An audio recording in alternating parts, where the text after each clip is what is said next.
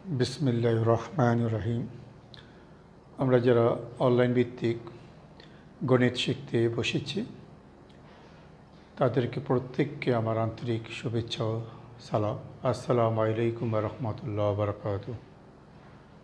আজকে আমি যে বৃত্ত পড়াচ্ছি, আজকে আমার ধারাবাহিক পঞ্চম ক্লাস। আজকে আমি একটা আইটেমের উপর কাজ করব, সেটা হলো একটি বৃত্ত একটি সরলরেখার স্পর্শক হবে কোন শর্তে। আমি প্রথমে কিছু তথ্যসূত্র আলোচনা করব, এর পরবর্তীতে আমি কিছু নমুনা অঙ্ক করব। আজকের আলোচনার বিষয়বস্তু হলো একটি সরলরেখা একটি বৃত্তের স্পর্শক হলে হবে কোন শর্তে। আমরা আগে শর্ত আলোচনা করব, তারপরে অঙ্ক করব ইনশাআল্লাহ। তো আসি, আমি একটা প্রশ্ন নিয়ে নিচ্ছি। এটা প্রশ্ন বলবো, আমি এটা আমাদের পাঠ্য বইয়ের একটা সূত্রের ব্যাখ্যা বলবো যে x square plus Y square equal to R square এত বৃত্তের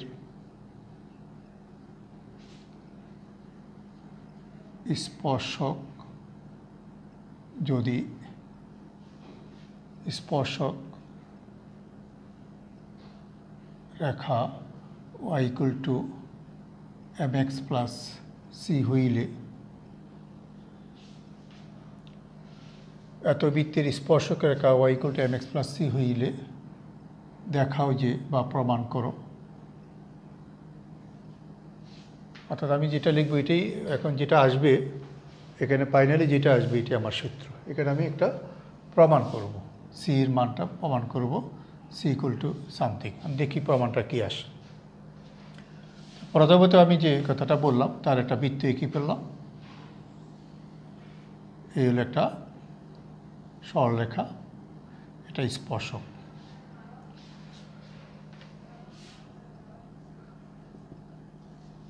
প্রথম বৃত্তের সমীকরণ এবং সরলরেখার সমীকরণটা লিখে নিচ্ছি, Y equal to M x plus C, আর S square equal plus Y square equal to R square. আমি এ 1 নম্বর আর এটা 2 নম্বর। আমি ওয়াই মানটা নিচে বসাই দিচ্ছি, m x plus c whole square equal to R square. আমি ওয়াই মানটা বসাই দিলাম। সরল করব, x square plus m square x square plus 2m cx plus c square equal to R square. এবার এটাকে আদর্শ আকারের সাথে নিব, 1 plus m square into x square plus, আর এটা 2m cx plus c square minus r square equal to 0। এখানে AIT এক্সের দ্বিঘাত সমীকরণ। আমি যে সমীকরণটা পেয়েছি এটা এক্সের একটি দ্বিঘাত সমীকরণ পেয়েছি। এখানে আমরা গণিতের অনেক চ্যাপ্টার এখনও শেষ করতে পারিনি, একটা অধ্যায়ের সাথে আরেকটা অধ্যায়ের সম্পর্ক আছে। আমি এখন যে তথ্যটা ব্যবহার করব, এই তথ্যটা হলো গণিত দ্বিতীয় পত্রের বহুপদী ও বহুপদী সমীকরণ থেকে। আর এই বহুপদী সমীকরণের সূত্রটা তোমরা 9, 10-এ শিখছো। একটা সূত্র ছিল দ্বিঘাত সমীকরণ। আমি সূত্রটা একটু পরিচয় দিচ্ছি। A x square plus b x plus c, এই দ্বিঘাত সমীকরণের এক্সের একটা মান আছে minus b plus minus root over b square minus 4 AC divided by twice. এই যে রুটের ভিতরে যে রাশিটা, এটাকে বলা হয় নিশ্চয়ক বা নিরূপক। নিশ্চয়ক বা নিরূপক, নিশ্চয়ক হলো রুটের ভিতরে রাশিটার নাম। যদি মূলদ্বয় সমান হয়, মূলদ্বয় সমান হইলে এই নিশ্চয়ক ইকুয়াল টু 0 হবে, নিশ্চয়ক ইকুয়াল টু 0 হবে। অর্থাৎ b square minus 4 AC equal to 0 হবে। আমি যে লেখাটা লিখলাম, এই লেখাটা আমরা পড়াবো গণিত দ্বিতীয় পত্রের অংশে বহুপদী ও বহুপদী সমীকরণে। আপাতত আমি এতটুকু লিখে নিলাম। এই অংশটা অবশ্য 9 10-এর বইতেও ছিল। একটা দ্বিঘাত সমীকরণে এক্সের মান দুইটা, একটা হলো প্লাস, একটা হলো মাইনাস। যদি মূলদ্বয় সমান হয় তাহলে এই রুটির ভিতরে মানটা শূন্য হয়ে যায়, তখন মূলদ্বয় সমান হয়। তা আমি যে কাজটা এখন করতেছি, একটা সরলরেখাটা বৃত্তের স্পর্শক হলে স্পর্শবিন্দু শুধুমাত্র একটা হবে, দুইটা হওয়ার কোনো সম্ভাবনা নেই। একটি সরলরেখাটা বৃত্তের যদি ছেদ করে তাহলে বিন্দু হবে দুইটা। তাহলে আমি যেহেতু স্পর্শ করে বিন্দু পাবো একটা, স্পর্শবিন্দু যদি একটা, তাই আমি যে এখানে দ্বিঘাত সমীকরণ পেয়েছি এক্সের মান আমি দুইটা পাওয়ার কোনো সম্ভাবনা নেই, এক্সের মান পাবো আমি একটা। সে একটা মান, দ্বিঘাতের মূল তো দুইটা, তো একটা মান কেন হলো? দুইটা মূল সমান হয়ে গেল এই কারণে। তাহলে একটা দ্বিঘাত সমীকরণের মূল হয় দুইটা। আমরা খুব মনোযোগ দিয়ে এই কথাটা বোঝার চেষ্টা করব।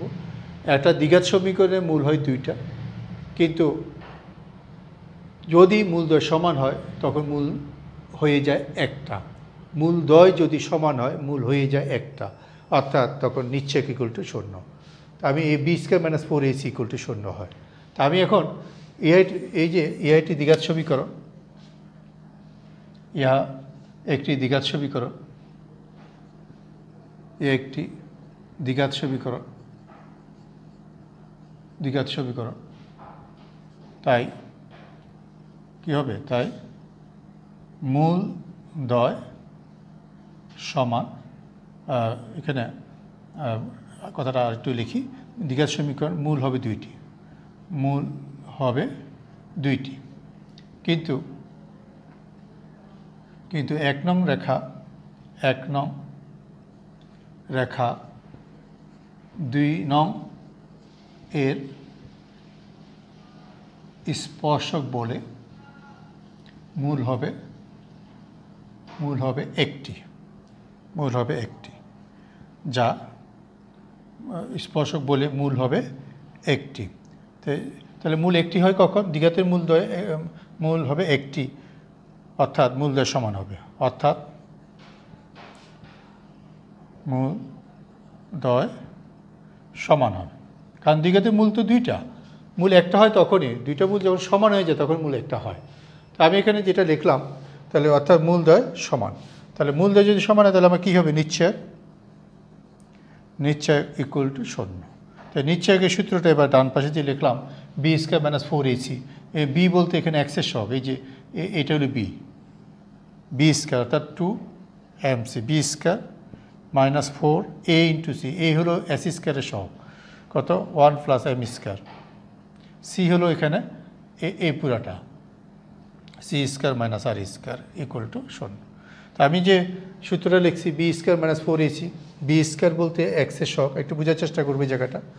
এই এক্সের সহগ হলো ওই যে সূত্রের মধ্যে এক্সের সহগ হলো বি, তাহলে এক্সের সহগ হলো বি স্কয়ার মাইনাস 4 এসেছে এই সূত্র থেকে। এই হলো এক্স স্কয়ারের সহগ, আর সি হলো এখানে ধ্রুবপদ পুরাটা। এবার আমি একটু সরল করব। তো সরল করলে দেখা যায়, আমি সরলটা একটু ডান পাশে লিখি। আমি যে তথ্যটা বলছিলাম তথ্যটা একটু মুছে ফেলি। এই তথ্যটা যদি আমি মুছে ফেলি তাহলে আসতেছে বি স্কয়ার মাইনাস 4ac কি, যদি এই তথ্যটা আমি মুছে ফেলি একটু, এরপরের লাইনটা বি স্কয়ার, তাহলে এখানে 4m square c square minus 4 গুণ করে দিলে c square m square c square minus r square minus m square r square. আমি গুণ করে দিছি এই ব্র্যাকেটের অংশে, আর 4 কমন নিয়ে বাদ দিয়ে ব্র্যাকেটটা যদি উঠেই দিই, m square c square minus m square c square plus r square plus m square r square equal to শূন্য। তো আমি দেখতেছি এখানে এম স্কয়ার সি স্কয়ারটা কাটা যায়, তাহলে আমার পক্ষান্তর করলে সি স্কয়ার ইকুয়াল টু আসে। যদি পক্ষান্তর করে দিই তাহলে r square 1 plus m square. তাহলে আমার এখানে আমি এখন সি ইকুয়াল টু পাবো plus minus r root over 1 plus m square. আমি যে শুরুতে অঙ্কটা লিখছিলাম, আমি তো প্রশ্নটা কমপ্লিট করিনি, এখন কমপ্লিট করলাম। R root over 1 plus m square. তা আমি লিখছি সূত্র এত বৃত্তের স্পর্শক হবে এত বৃত্তের স্পর্শক রেখা এত হইলে দেখাও যে সি ইকুয়াল টু এত, এটা একটা সূত্র। আমি যখন কোনো ছোট অঙ্ক করব তখন এই সূত্র দিয়ে অঙ্ক করতে পারবো, আর যখন আমরা অন্য অঙ্ক বড় অঙ্ক করব এই সূত্র ছাড়া কীভাবে করবো এটা আমি বলবো। তাহলে আমরা একটা সূত্রের ব্যাখ্যা আমি শেষ করলাম যে একটি বৃত্ত একটি সরলরেখার স্পর্শক হবে কীভাবে। আমি এখানে কোন পদ্ধতি ব্যবহার করলাম, একটি বক্ররেখা একটা সরলরেখা যদি প্রস্থ দেওয়া থাকে আমি সমাধান পদ্ধতি ব্যবহার করলাম। সমাধান পদ্ধতিটাতে একটা বড় সুবিধা হলো আমি যদি সমাধান পদ্ধতিতে যাই আমার পরবর্তীতে বক্ররেখা আরও আছে, পরাবৃত্ত, উপবৃত্ত, অধিবৃত্ত, অথবা বৃত্তের মধ্যেও আমাদের আরও সমীকরণ আছে, যে বৃত্তের মধ্যে যে সমীকরণগুলো আছে এই সমীকরণগুলো আমরা বৃত্তের মধ্যে যখন করব, বৃত্তের যে সমীকরণগুলো আছে তাহলে বৃত্তের সমীকরণগুলো যখন আমি করব তখন সব বৃত্তের সমীকরণ তো এরকম থাকবে না, আরও বড় সমীকরণ থাকবে, তখন আর এই সূত্র ব্যবহার করার সুযোগ থাকবে না। তাই আমি এই নিয়মটা কেন আলোচনা করলাম, আজকে আমার যত অঙ্ক আছে সব অঙ্ক আমরা এই নিয়মে করতে পারবো, এই সূত্র যেভাবে করেছি। প্রশ্নটা আবার একটু ক্লিয়ার করি। প্রশ্ন যদি একটি বৃত্ত দেওয়া থাকে, একটি সরলরেখা দেওয়া থাকে, তাহলে আমরা এই পদ্ধতিতে করতে পারি। কি পদ্ধতি সেটা, যে আমি সমাধান প্রক্রিয়ায় অগ্রসর হব, দেখব একটা দ্বিঘাত সমীকরণ আসবে, দ্বিঘাত সমীকরণে মূলদয় সমান হবে, যেহেতু মূলদয় সমান হলে নিচ্ছেক শূন্য, নিচ্ছেক শূন্য দিয়ে আমি রেজাল্টটা পেয়ে যাব। এই পদ্ধতিতে বইয়ের যত অঙ্ক আছে সব করা যায়, কিন্তু আমাদের কিছু অঙ্ক আছে সরাসরি আমি যে সূত্রটা লিখছি এটার সাথে মিলে যায়, তখন আমরা এই সূত্র ইউজ করে অঙ্ক করতে পারবো। যদি এই সূত্র ইউজ করে অঙ্ক করি তাহলে আমার কোনো আপত্তি নেই। কিন্তু আমাদের যদি সব অঙ্ক আমরা এই সমাধান প্রক্রিয়া করি, এখানে আরেকটা অসুবিধা হয় যে সেটা হলো আমি প্রত্যেকবারই সমাধান প্রক্রিয়া গেলে ইকুয়েশন যদি বড় হয় সমাধান প্রক্রিয়ার বড় হয়ে যাবে, নিশ্চয়টা বড় হয়ে যাবে, কাজটা বড় হয়ে যাবে। এই কারণে আমরা এই পদ্ধতিটা খুব বেশি ইউজ করি না। আমরা আরেকটা পদ্ধতি আছে যা আমি একটু পরে বলবো, সেই পদ্ধতিটা ব্যবহার করি। তাহলে আমি প্রথম তোমাদেরকে বললাম একটি সরলরেখা একটি বৃত্তের স্পর্শ হবে কখন। আমি প্রথমে সরলরেখা এবং বৃত্ত সমাধান চেষ্টা করব। যদি একটা বিন্দু বের হয় তাহলে আমি বলবো স্পর্শ করে। এখন আমি যদি সমাধানটা করতে চেষ্টা করি সমাধানটা করতে পারবো না, একটা বিন্দু বের করার কোনো সুযোগ থাকবে না, কারণ এটা এমন একটি দ্বিঘাত সমীকরণ আসবে যার মধ্যে সব অজানা মান। যেহেতু আমি অজানা মান সব মান পাবো, তাই আমার কাজ হবে আমি এখানে নিশ্চয়ক পদ্ধতি চলে যাবে। যেহেতু স্পর্শক তাই মূলদয় সমান হবে আর নিশ্চয়ক ইকুয়াল টু শূন্য হবে। মূলত আমি অঙ্কটা করাচ্ছি নিশ্চয়কের অঙ্ক, অর্থাৎ যা আমরা বহুপদী ও বহুপদী সমীকরণ গণিত দ্বিতীয় পত্রের চতুর্থ অধ্যায়ে আমরা এইটার ব্যাপারে একটা আলাদা ভিডিও হবে, আলাদা একটা ক্লাস হবে। আগামী দিনগুলোতে আমরা যখন ওখানে যাব তখন এই জিনিসটা তখন আরও ক্লিয়ার হবে ইনশাল্লাহ। তা আমি এই যে তথ্যটা আলোচনা করলাম ঠিক এই তথ্যের উপরে একটা এক্সাম্পল দিয়ে ফেলি। এটা একটা সূত্র, কিন্তু আগেই বলছি আমি এটা একটা সূত্র। আমি ছোট একটা এক্সাম্পল দিয়ে ফেলি এই তথ্যের উপর। আমি যে লিখছি এত বৃত্তের স্পর্শক রেখা এত হইলে দেখাও যায়, এখন আমি বলবো দেখা হইলে হবে, আমি কথাটা হবে লিখে দিই, হবে যদি সি ইকুয়াল টু এত হয়।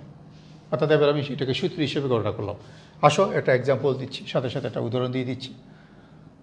যদি আমি বৃত্তটা নিয়ে ধরো x square plus y square equal to 16 একটা বৃত্ত নিলাম, এত বৃত্তের স্পর্শক একটা সরলরেখা নিলাম ইচ্ছা মতো 3x প্লাস 4y প্লাস কে, এত বৃত্তের স্পর্শক এত হইলে কে এর মান কত, কে এর মান কত। আমি কোনো চিন্তা ভাবনা না করে একটা প্রশ্ন তৈরি করলাম। এই প্রশ্নটা এবার আমি এই নতুন সূত্র দিয়ে করতে চাচ্ছি। একটু আগে যেভাবে আমি প্রমাণ করছি এভাবেও করা যাবে, আমি সূত্র ইউজ করলে কী হবে দেখো। প্রথমে আমি বৃত্তের সমীকরণের মধ্যে 16 আছে, 16কে আমি 4 স্কেল, এখানে আর এর মান বলতে সূত্রে যে আর হলো এখানে 4, আর সরলরেখা যেটা আছে সরলরেখাটাকে আমি যদি এটাকে একটা নাম্বার দিয়ে রাখি 3x plus 4y plus K equal to 0, তা আমার উদ্দেশ্য থাকবে আমি ওয়াই ইকুয়াল টু লিখবো। তাহলে 4y ইকুয়াল টু পক্ষান্তর করতেছি, 4y ইকুয়াল টু আমি যদি ওই পাশে পক্ষান্তর করি হয় 3x মাইনাস কে, আর y ইকুয়াল টু আসবে -3/4 ইন্টু এক্স মাইনাস প্লাস দিয়ে দিই -k/4। আমি সরলরেখাটাকে আমি যেভাবে সূত্রটা উপরে লিখছি সেই আকারে সাজাইলাম, এটার নাম্বার দিলাম 2। তো 2 নং 2 নং সরলরেখা, সরলরেখা 1 নং পরাবৃত্তের 1 নং বৃত্তের স্পর্শক হবে যদি, আমি যে সূত্রটা লিখছি, কী সূত্র লিখছি আমি এই সূত্রটা ইউজ করতেছি। সূত্রটা ছিল সি ইকুয়াল টু, সি বলতে এখানে লাস্টে এই ধ্রুবকটাকে সি বলা হয়, -k/4, সি ইকুয়াল টু কি দিচ্ছে প্লাস মাইনাস আর হলো এখানে আমার প্রশ্নে যে 4 আছে, আর হলো 4 √1 + m², 1 + m বলতে এখানে এক্সের সহগ যেটা আছে -3/4 হোল স্কয়ার। তাহলে আমি এই সূত্র ইউজ করলাম, সি ইকুয়াল টু +-4 √এত। এবার এখানে আমি সরল করে যা পাবো, আমি যদি সরল করি এখানে -k/4 ইকুয়াল টু ডান পাশে আছে +-4 √4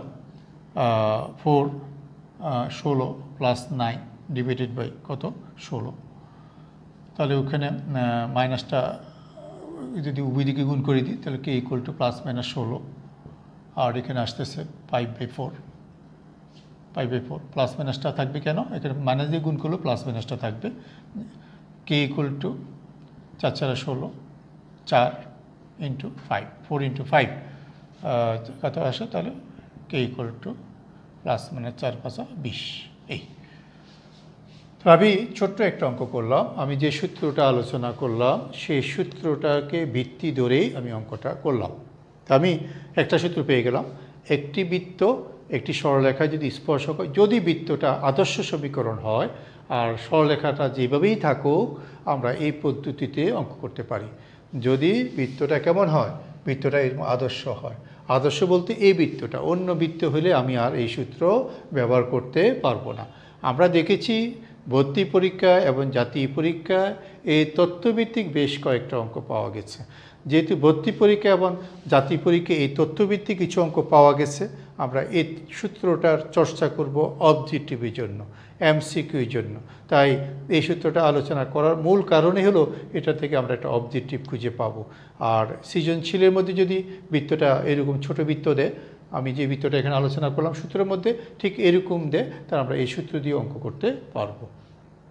এখন দেখা যায় সব অঙ্ক এই সূত্রে করা যায় না, তাহলে আমাকে বিকল্প পদ্ধতি খুঁজতে হবে। তাই যেহেতু সব অঙ্ক এই সূত্র করা যায় না, আমি এই সূত্র করা যায় না বিদায় আমি বিকল্প পদ্ধতিটা খুঁজতেছি।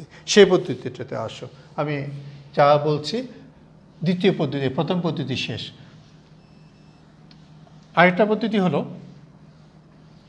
আমি যদি বৃত্তটা থাকে তাহলে আমরা বৃত্তের কেন্দ্র পাবো, বৃত্তের স্পর্শক রেখা যদি থাকে একটা সরলরেখা পাবো।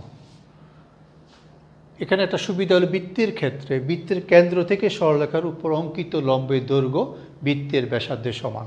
আমি যদি বৃত্তের কেন্দ্রটা যদি জানি, বৃত্তের ব্যাসার্ধ যদি জানি, আর সরলরেখাও যদি জানি, আমি সাপোজ আমি ধরে নিচ্ছি সরলরেখাও জানি, বৃত্তের কেন্দ্রটা যদি আমি একটা কিছু ধরে নিলাম, ধরো এইচকে ধরলাম, তাহলে এই বৃত্তটি প্রশ্নের মধ্যে বৃত্ত দেওয়া থাকবে। যেহেতু প্রশ্নের মধ্যে বৃত্ত দেওয়া থাকবে তাহলে তো আমি তার কেন্দ্র ব্যাসার্ধ পাব। এবার বৃত্তটি এই বৃত্তের কেন্দ্র থেকে রেখার উপর অঙ্কিত লম্ব বৃত্তের ব্যাসার্ধের সমান হবে। বৃত্তের কেন্দ্র থেকে রেখার উপর অঙ্কিত লম্বের দৈর্ঘ্য বৃত্তের ব্যাসার্ধের সমান হবে। এখন আমি এই যে বললাম বৃত্তের কেন্দ্র থেকে এই রেখার উপর অঙ্কিত লম্বের দৈর্ঘ্য বৃত্তের ব্যাসার্ধের সমান হবে, এই যে কেন্দ্র থেকে অঙ্কিত লম্বের দৈর্ঘ্য ব্যাসার্ধের সমান বললাম, এই দূরত্বটা আমি কী দিয়ে বের করব, যা আমরা সরলরেখার চ্যাপ্টারে আমরা আলাদাভাবে করেছি। তা আমি একটু দেখাচ্ছি। জি এইচকে থেকে এই রেখার উপর দূরত্ব হলো AH + BK + C divided by √A² + B² equal to বৃত্তের ব্যাসার্ধ। এই তথ্য দিয়ে আমরা অঙ্ক করব। কথাটা আবার একটু ক্লিয়ার করার চেষ্টা করি যে আমরা বৃত্তের স্পর্শক এর অঙ্ক দুইভাবে করতে পারি। প্রথম পদ্ধতি আমি একটু আগে যেটা বললাম সেটা, আরেকটা বলতে পারি এই এখন যে পদ্ধতি, আমরা এই পদ্ধতিটাই বেশি ব্যবহার করব। কেন, আমার বৃত্তের যে কোনো আকারে থাকুক আমি এই পদ্ধতিতে করতে পারি। তাহলে কথাটা আবার বলছি, প্রথমে প্রশ্নে একটা বৃত্ত দেওয়া থাকবে, তাহলে আমি তার কেন্দ্র ব্যাসার্ধ বের করে নেব। কেন্দ্রটা আমি এখানে সাপোজ এইচকে ধরলাম, ব্যাসার্ধটা R ধরলাম। প্রশ্নের মধ্যে যদি একটি সরলরেখা দেওয়া থাকবে, বৃত্তের একটি স্পর্শক রেখা দেওয়া থাকবে, সেই সরলরেখাটা আমি ধরলাম ax plus by plus c. যেহেতু আমার সরলরেখাটা দেওয়া থাকবে, তাই আমি সরলরেখাটা উপর বৃত্তের কেন্দ্র থেকে দূরত্ব বের করব। এই যে বাম পাশে দূরত্ব সূত্র, এটা কোথায় সূত্র? সরলরেখার সূত্র। এই সূত্রটা যদি যারা ভুলে গেছে, আমি সরলরেখার সূত্রটা একটু স্মরণ করাই দিচ্ছি, যে x1 y1 হইতে ax plus by plus c এত রেখার লম্ব দূরত্ব। আমরা যারা বৃত্ত আগে সরলরেখা করিনি, তাদের কিন্তু সরলরেখার কিছু ধারণা রাখতে হবে। এই ধারণা রাখার জন্যেই আমি এই সূত্রটা আলোচনা করতেছি।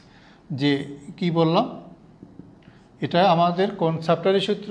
সরলরেখার সূত্র। একটা বিন্দু থেকে একটি সরলরেখার লম্ব দূরত্ব সূত্র কোথায় পেয়েছি? সরলরেখা চ্যাপ্টারে পেয়েছি, শেষের দিকে পেয়েছি।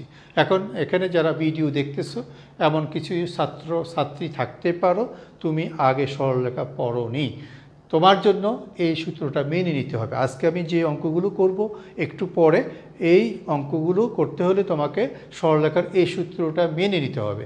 যদি তুমি এই সূত্রটা মেনে নাও, তাহলে আমার এখন যে অঙ্কগুলো আমি করব, তুমি অঙ্কগুলো ইনশাল্লাহ বুঝতে পারবে।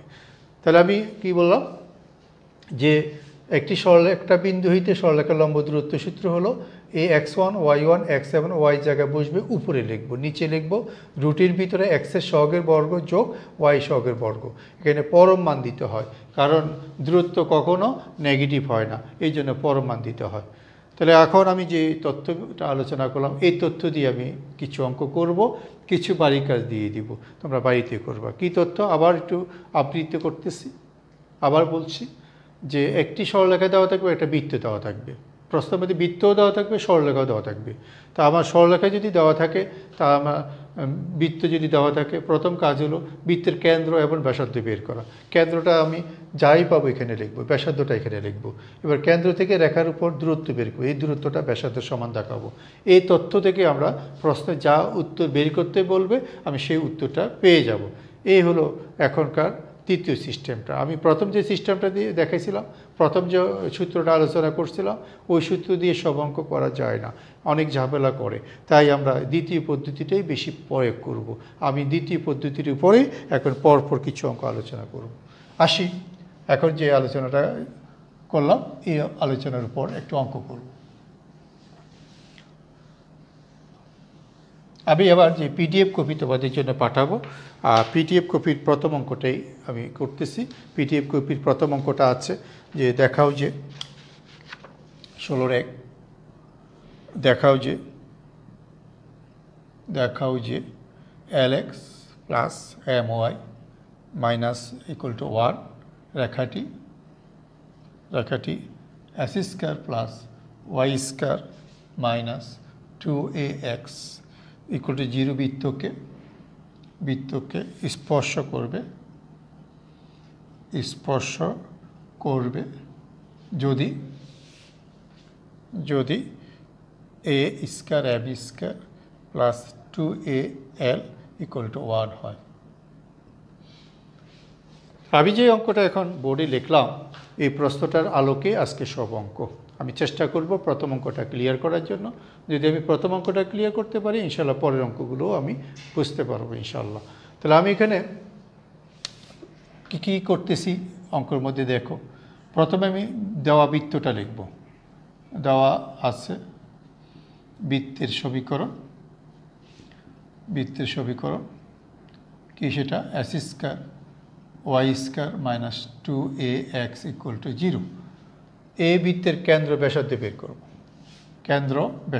করব। এখন যারা ধারাবাহিক ক্লাস করেছো, কেন্দ্র বের করার সূত্র আমি তোমাদেরকে ধারাবাহিকভাবে বুঝিয়েছি, ইনশাল্লাহ বুঝার কথা। কেন্দ্র হলো যে এক্সের সহগকে -2 দিয়ে ভাগ করব। এক্সের সহগকে -2 দিয়ে ভাগ করব। তাহলে এক্সের সহগ হলো -2a, তাহলে -2 দিয়ে ভাগ করলে শুধু a হয়। আর ওয়াই সহগকে -2 দিয়ে ভাগ করব, এখানে ওয়াই সহগ নাই, তাই 0 হবে। কেন্দ্র পেয়ে গেলাম। এবার আসে ব্যাসার্ধ। তো ব্যাসার্ধ কীভাবে বের করব? ব্যাসার্ধ রুট আবার এর উপরে বর্গ a স্কয়ার, 0-র উপরে বর্গ 0 স্কয়ার মাইনাস সি এখানে নাই, তাই 0। আমি আমার একটা ভিডিওর সম্ভবত প্রথম ভিডিওতে এক জায়গায় একটু ভুল বলে ফেলছিলাম, তোমরা এটা খেয়াল করে দেখবে।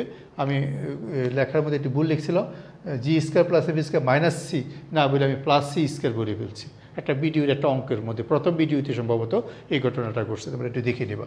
তাহলে সূত্রটা হলো, ব্যাসার্ধের সূত্র হলো কেন্দ্রের ভুজের বর্গ যোগ কুটির বর্গ মাইনাস সি। এই অঙ্কে সি নাই, এই জন্য জিরো দিচ্ছি, মাইনাস সি। আমি ওখানে আলোচনার মধ্যে সূত্র আলোচনায় ঠিক বলছিলাম, কর অঙ্কের মধ্যে একটু ভুল করছি, তোমরা এটা ঠিক করে নিও। তাহলে এখানে আসে কত এ, তাহলে বৃত্তের কেন্দ্র আছে এত, ব্যাসার্ধ আছে এত। এবার হলো বৃত্তের স্পর্শক রেখা কিন্তু প্রশ্নে দেওয়া আছে, এই যে প্রথম শুরুতেই যে বৃত্তের স্পর্শক রেখা কত আছে, l x plus m y equal to 1। এটাকে একটা নাম্বার দিই 2 আর এটাকে নাম্বার দিই 1।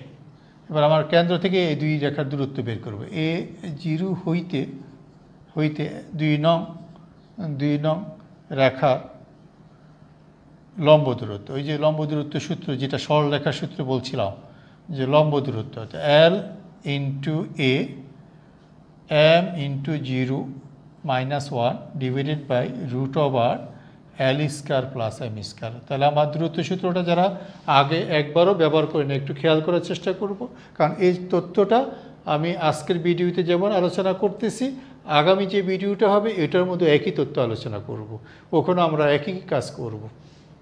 কি বললাম, এ জিরো অর্থাৎ বৃত্তের কেন্দ্র থেকে এই সরলরেখার দূরত্ব। তাহলে এ জিরো, এই যে এটা বসাইছি এক্সের জায়গায়, এই যে এক্সের জায়গায় এ, আর এই জিরোটা বসাইছি ওয়াই জায়গায়, আর -1 তাহলে এই সিটা, আর নিচে হলো এক্সের সহগের বর্গ ওয়াই সহগের বর্গ। তাহলে আমি দূরত্ব পেয়ে গেছি।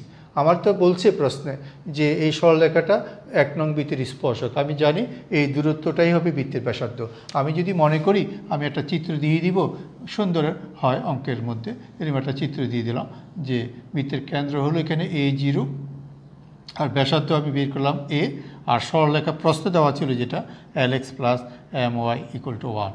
আমার এই চিত্র অনুযায়ী আমি দেখতেছি বৃত্তের কেন্দ্র থেকে রেখার উপর দূরত্ব বৃত্তের ব্যাসার্ধের সমান। তাই আমরা লিখতে পারি 2 নং রেখাটি 1 নং বৃত্তের স্পর্শক হবে যদি আমরা লিখতে পারি এত ইকুয়াল টু বৃত্তের ব্যাসার্ধ।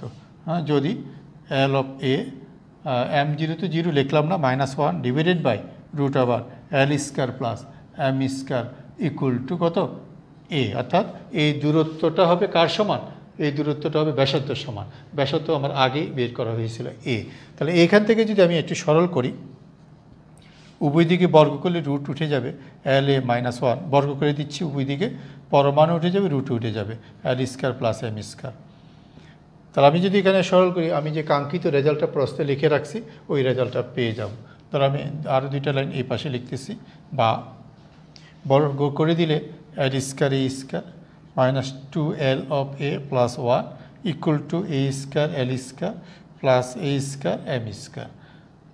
আমি দেখতেছি এখানে এল স্কোয়ার, এই এল স্কোয়ারটা কাটা যায়, আবার রেজাল্ট মিলানোর জন্য আমি যেভাবে উত্তরটা আছে সেভাবে যদি সাজাই, তাহলে আছে এ স্কোয়ার এম স্কোয়ার, তারপরে 2al, এই যে 2al পক্ষান্তর করলে 2al ইকুয়াল টু 1, অর্থাৎ প্রমাণ হয়ে গেল। এটি আমাকে প্রমাণ করতে বলছে।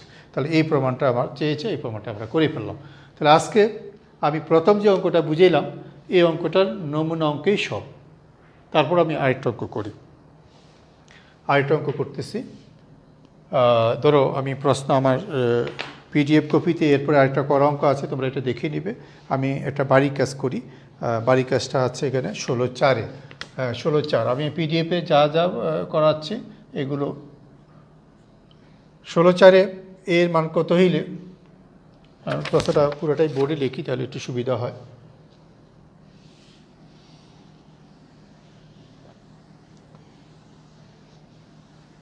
এর মান কত হইলে, এখানেও দেওয়া আছে একটি সরলরেখা একটা বৃত্ত 16/4, যে দেখ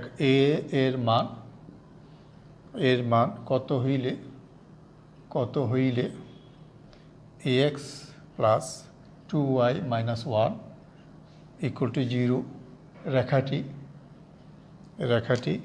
S square plus y square minus 8x minus 2y plus 4 equal to 0 বৃত্তকে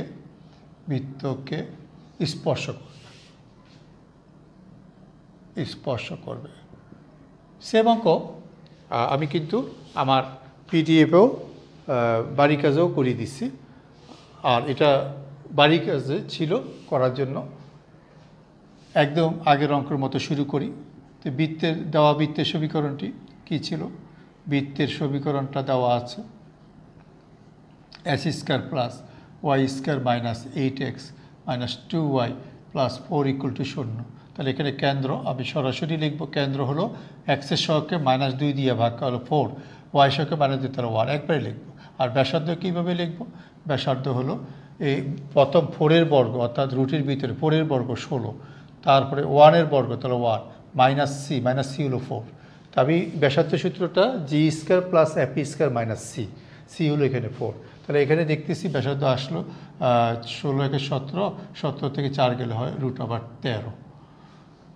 এরপরে হলো কি বৃত্তের কেন্দ্র থেকে 4, 1 হতে ax প্লাস 2y মাইনাস 1 এত রেখার লম্ব দূরত্ব। তাহলে লম্ব দূরত্বটা আমি যদি বের করি তাহলে আমার আগের মতো 4 হবে এক্সের মান, তাহলে a ইন্টু 4, আর 1 হলো ওয়াইয়ের মান 2 ইন্টু 1 মাইনাস 1, নিচে রুটির ভিতরে এক্সের সহগের বর্গ অর্থাৎ a স্কোয়ার, ওয়াই সহগের বর্গ 2 স্কোয়ার, তাহলে a স্কোয়ার 2 স্কোয়ার এই পরম মানটা দিয়ে দিলাম। তাহলে 4, 1 হইতে এত রেখার লম্ব দূরত্ব বের করলাম। প্রশ্ন মতে এই দূরত্ব ইকুয়াল টু √13। তাহলে আমি প্রশ্নটা কী ছিল? এটা হলো বৃত্ত, এটা 1 নাম্বার দিলাম আর এটা 2 নাম্বার দিলাম। তো আমি লিখব 2 নং সরলরেখাটি 1 নং বৃত্তের স্পর্শক হবে যদি কি হয় এই দূরত্ব ইকুয়াল টু বৃত্তের ব্যাসার্ধের সমান হয়। অর্থাৎ এ 4a প্লাস 1 এখানে কত আসে 2 থেকে গেলে +1 একবারে রেখে দিলাম √a square plus 4 equal to বৃত্তের ব্যাসার্ধ √13। তাহলে আবার কথাটা বলছি, আবার কোন তথ্য দিয়ে আমরা অঙ্ক করতেছি? বৃত্তের কেন্দ্র ব্যাসার্ধ বের করে কেন্দ্র থেকে সরলরেখার উপর দূরত্ব বের করতেছি। এই দূরত্বটা কার সমান দেখাচ্ছি? বৃত্তের ব্যাসার্ধ সমান দেখাচ্ছি। এখানে আমি তথ্যটা পেয়ে যাচ্ছি। তাহলে আমি এখানে উভয় দিকে আগের মতো বর্গ করব। 4a plus 1 whole square equal to 13 into a square plus 4, বর্গ করাতে নিচে রুটটা উঠে গেছে আর এখানে আসতেছে 16a স্কোয়ার 4 দুগুণে 8a plus 1 equal two 13a square 4 13 52। তা আমি যদি পক্ষান্তর করে এক পাশে চলে আসি 16তে 3a স্কোয়ার হবে আর এইটা না প্লাস 8a, তারপরে 52 থেকে 1 গেলে 51 ইকুয়াল টু 0। তা আমি এবার এর মানটা বের করব। আমি যেহেতু এখানে দ্বিঘাত সমীকরণ উৎপাদক করা যায়, আমি উৎপাদকও করতে পারি অথবা বহুপদী সূত্র সরাসরি ব্যবহার করতে পারি। a equal to minus b, আজকে শুরুতে বলছিলাম প্লাস মাইনাস √b স্কোয়ার মানে 8 square minus 4a into C হলো এখানে -51 ডিভাইডেড বাই 2a বলতে এখানে কত 3, 2a বলতে 3। তাহলে আসতেছে কত -c প্লাস মাইনাস √8 8 66 প্লাস এখানে গুণ করতে হবে কত 51, তারপরে হলো 3 4 12 গুণ করতে হবে, 12 গুণ করলে কত 2 1 2 5 2 গুলো 10, তারপরে 1 1 1 5 5 1 5, তাহলে আসলে কত 2 1 6 5 1 6 612। তা আমি ক্যালকুলেটার ইউজ করবো। আমি তো এখন মুখে বলতেছি, তোমরা ক্যালকুলেটর ব্যবহার করে কাজটা করবা, বেশি সময় লাগবে না। তাহলে -8 প্লাস মাইনাস 612 লগে 64 যোগ হলে কত আসতেছে 4 আর 2 হলো 8, 6 হলো কত 6 হলো 7, তাহলে 676। তাহলে 676কে আমি এবার বর্গমূল করব, 676কে বর্গমূল করব। তো বর্গমূল করে আমি প্লাস আবার মাইনাস, নিচে তো 6 হয়ে গেল, প্লাস আবার মাইনাসের উপরে কাজ করব। 676 কার বর্গমূল? হ্যাঁ 676 কার বর্গমূল? 676 625 26-এর বর্গমূল নাকি? হ্যাঁ 26-এর বর্গমূল কত হয়? 26-এর বর্গমূল 636, 6 দুগুলো 12, 13 14 15, তারপর 16, 6 দুগুলো 12 2, তারপরে 2 দুগুলো 4 5, 600 কত 5 6 7 7 5 6 7 6 তাহলে 26। তাহলে এটার ক্যালকুলেশন করলে কত পাবো? 26 পাবো, প্লাস মাইনাস 26। আমি একটু মিডল টার্ম করলে ও করতে পারতাম। তাহলে আমি এটা মুছে ফেললাম, আবার রাফ কপি যা লিখলাম মুছে ফেললাম। তাহলে আমি এখানে কত পাচ্ছি? আমি পাচ্ছি এখানে -8 প্লাস মাইনাস 26 ডিভাইডেড বাই 6। এবার যোগ চিহ্ন নিয়ে একবার কাজ করে আমি আমি একদম পুরোটাই করে ফেলছি। তাহলে এখানে যোগ চিহ্ন নিয়ে কাজ করলে একটা রেজাল্ট পাবো, বিয়োগ চিহ্ন নিয়ে কাজ করলে আরেকটা রেজাল্ট পাবো। এই তো এর মান। তা আমি তোমাদের একটা বাড়ি কাজ করলাম। আমি প্রথম যে অঙ্কটা করলাম এই অঙ্কটা ঠিক আগের অঙ্কটা আর এখন অঙ্কটা কোনো পার্থক্য নাই। এই জাতীয় অঙ্ক বইতে অনেকগুলো পাওয়া যায়। তো আশা করি তোমরা এই ধরনের অঙ্কগুলো করে পারবা। তা আমি আবার আরেকটা অঙ্ক আলোচনা করতেছি। 16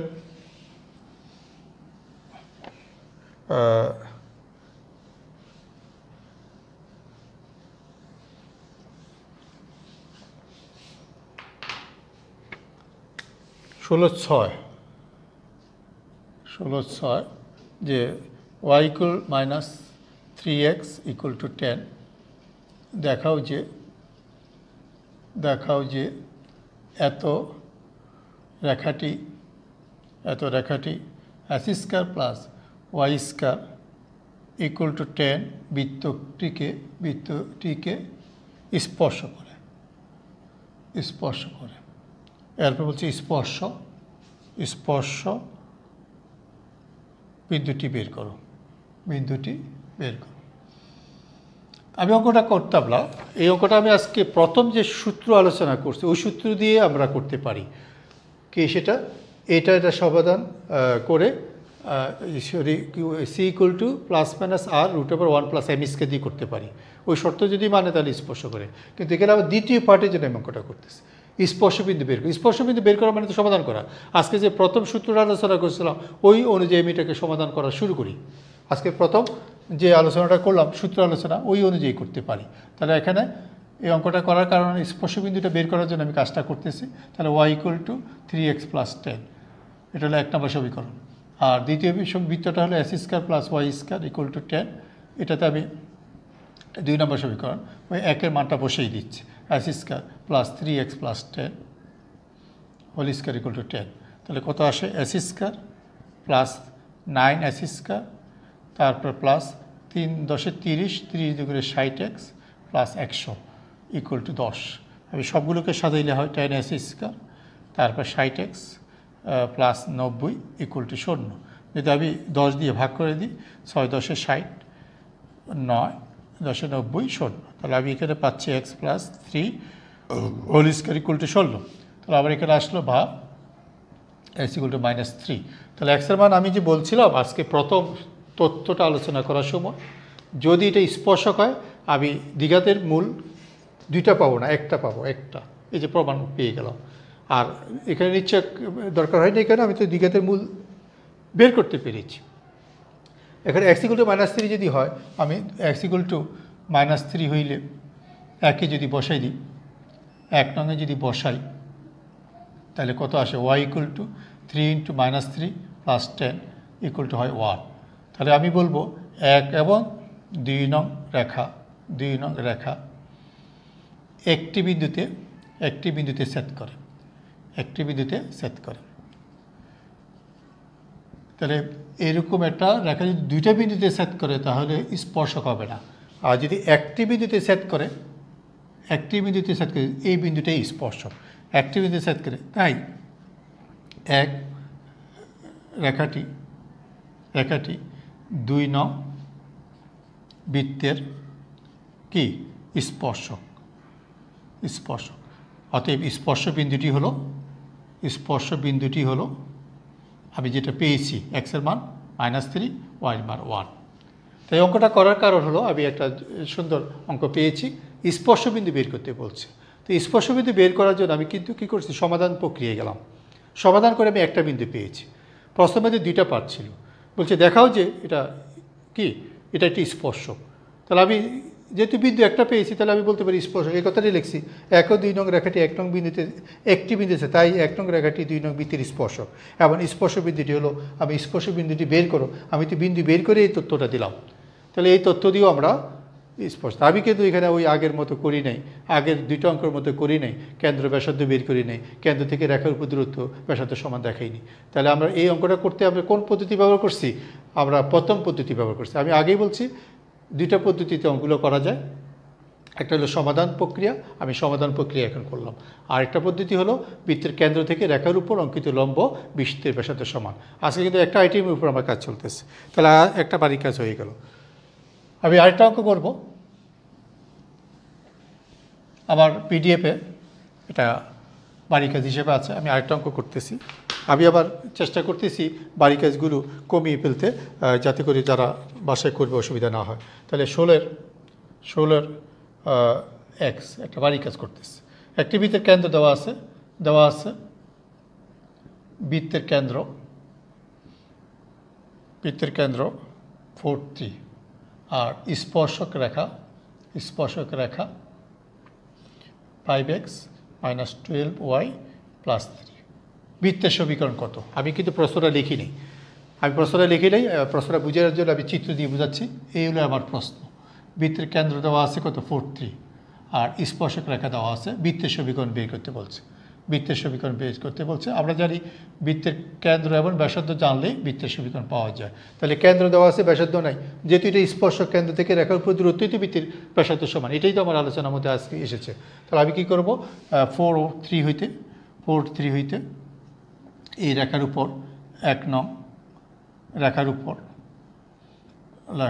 লম্ব দূরত্ব বের করব। তো লম্ব দূরত্ব কত আসে? 5 × 4 12 × 3 + 3, নিচে হবে রুটির ভিতরে 5 বর্গ 12 বর্গ, 12 বর্গ।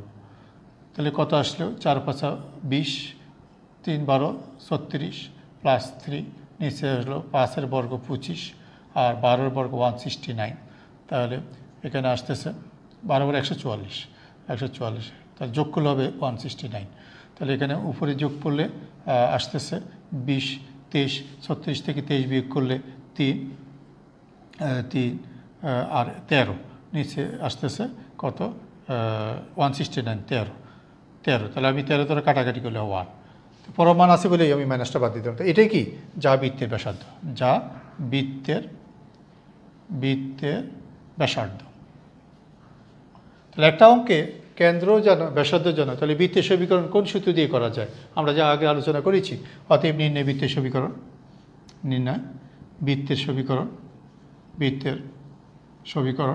x - h, অর্থাৎ হোল স্কয়ার, এই যে 4 মানে h, y - k অর্থাৎ 3 হোল স্কয়ার = r²। আমরা যা আগে পড়েছি, বৃত্তের কেন্দ্র ব্যাসার্ধ জানা থাকলে এই সূত্র দিয়ে আমরা দ্রুত বৃত্তের সমীকরণ লিখতে পারি। কেন্দ্র এখানে আছে কত? 4, ব্যাসার্ধ ছিল 1। তাহলে এই অঙ্ক আমার কী দেওয়া ছিল না? ব্যাসার্ধ দেওয়া ছিল না। যেহেতু ব্যাসার্ধ দেওয়া ছিল না, আমি ব্যাসার্ধ আগে বের করছি, তারপরে কাজ করছি। যাই হোক, আমি চেষ্টা করবো আজকে বেশ কিছু করা এবং বাড়ি কাজ দিয়ে দিব। তাহলে আজকের আলোচনা একটা মুখ্য ব্যাপার আমি কাজ করেছি, যে আলোচনাটা ধারাবাহিকভাবে আগামী লেকচারও চলবে। এখানে আমরা বৃত্তের সবচেয়ে বেশি অঙ্ক পাওয়া যায় একটি সরলরেখা, একটি বৃত্তের স্পর্শক, এর উপরে একটু প্রাথমিক ধারণা দেওয়া হলো এবং কিছু অঙ্ক আমরা করলাম। আগামী ক্লাসেও আমরা এই ধারণার উপর আরও কিছু অঙ্ক করব। তোমরা এই 2টি ক্লাস মূলত একই আইটেমের উপর আলোচনা, যেহেতু আজকের লেকচার কত আমার 5 চলতেছে না, লেকচার 5 এবং লেকচার 6 এই 2টা একই তথ্যের উপর আলোচনা।